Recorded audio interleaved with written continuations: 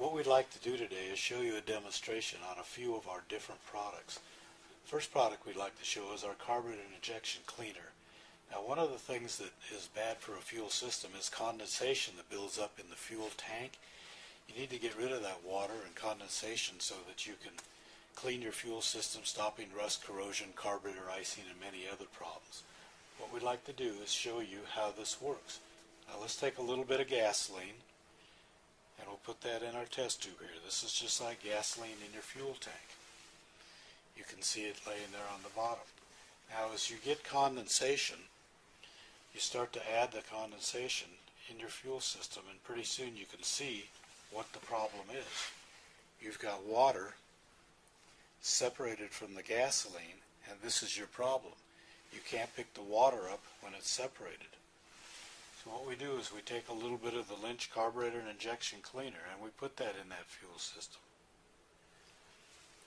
Now, as you take and drive the car, take a bump out of the driveway or drive the car down the road, you can see that it completely absorbs that moisture and makes it one clean, burnable solution so that you can get that moisture out of the fuel and clean your system.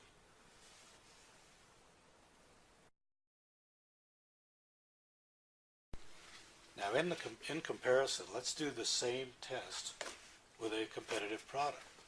Let's take our gasoline and put it in our bottle, in our fuel system. Let's take our water and add that to our fuel system. Condensation that builds up over time.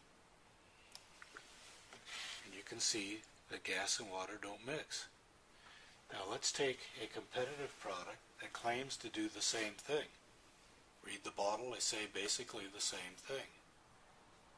Let's add that product, give it the bump out of the driveway, drive it down the road, and you can see that you still have your water at the bottom of the fuel tank.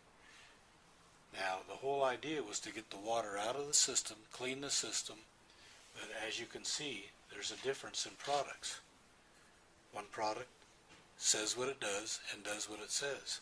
The other product says basically the same thing, and you can see there is definitely a difference in automotive fuel products.